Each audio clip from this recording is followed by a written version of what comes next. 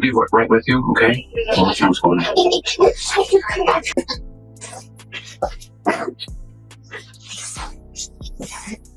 All right?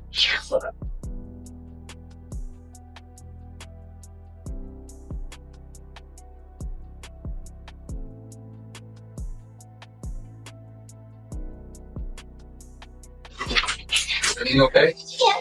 All right. You're on the floor there?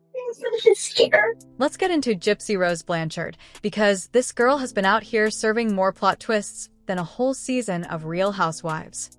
The way she carried herself in that interrogation? Honey, it wasn't just questioning, it was a performance.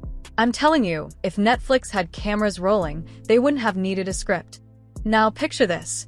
Gypsy struts into that interrogation room thinking she's about to run circles around seasoned detectives like she's some kind of criminal mastermind. Girl thought she was slick, years of lying about illnesses, faking diagnoses, scamming charities. She really believed all of that was training for this exact moment. Like, ma'am, no. Those detectives had her pegged before she even opened her mouth. They weren't giving poor baby victim. They were giving, sis, we know you're knee-deep in this mess, so go ahead and play yourself. And the gag of it all? If Gypsy really was the tortured victim she's been playing all these years, wouldn't she have screamed that story the second she sat down? Wouldn't she have cried out, "Help me, my mom's been abusing me my whole life. That's why this happened." But nah. She told them DD was a good mother. Said she loved her. Loved her. The abuse narrative didn't come out until Gypsy realized her fairy tale was collapsing and she might actually face real consequences. That's when the Munchausen by proxy card came out of nowhere like an emergency exit plan. Real convenient timing, huh? Now here's where it gets juicy. Gypsy and her crew knew she had a legitimate medical condition, a microdeletion disorder, but they kept that out of the story completely. Why? Because they banked on HIPAA laws to protect them. Please, sir. Sir.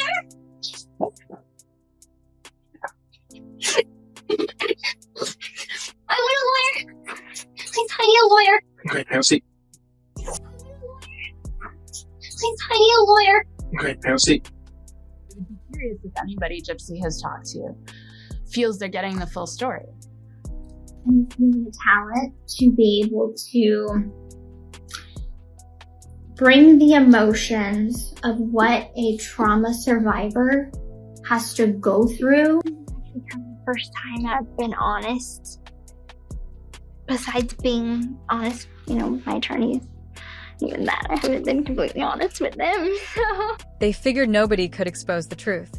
And once she took that plea deal, boom, locked, sealed, no one would ever know. But here's where the greed hit. When the Blanchards started chasing money, they brought in Fancy Maselli. And oh honey, did they miscalculate.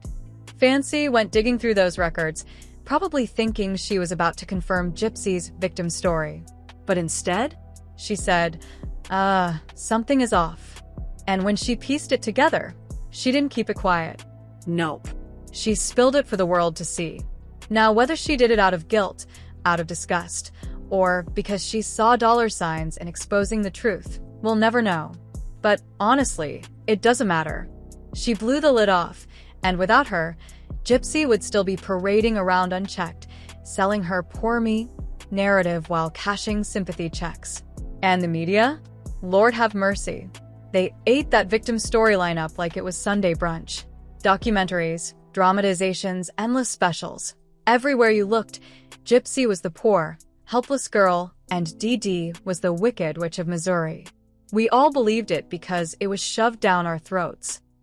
I'm originally from Missouri, and I came here. My mom kicked me out of the house. She was like, "Well, it's time to, grow up." So starting to feel more relaxed. Don't hurt me. The last word she said to me was, "Don't hurt me." Yeah, I do miss my mom sometimes.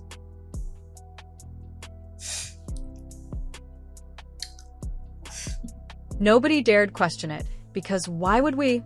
But looking back, that whole saga is giving scam of the century. Now here's the part that really makes my skin crawl. Have y'all seen those clips of Gypsy where she's asked if she misses her mom? And she laughs. Laughs. Like, what is funny about that? Was she laughing at the question? At her own answer? Either way, it was disturbing. It wasn't guilt. It wasn't grief. It was cold, calculated, almost sadistic. And that, to me, says everything. Because let's be real, this wasn't some tragic cry for help. This wasn't a victim snapping under pressure. This was a girl who wanted to commit a crime, carried it out, and then tried to spin it into a sob story when the heat turned up. DD wasn't just her so-called abuser. She was Gypsy's first victim. And if we're not careful, let's just pray there won't ever be a second. So yeah, next time you see Gypsy smiling on your feed, talking about her best life, remember the backstory. Remember the manipulation. Because beneath that sweet little voice and those sympathy interviews lies a much darker truth. And that's the tea for today, y'all. Gypsy Rose out here thinking she's slick, but we see right through it. Now, you know I always keep it real and keep it spicy, so if you love this breakdown, don't just lurk. Hit that like button, drop your thoughts in the comments, and of course, subscribe so you never miss a sip of this messy drama.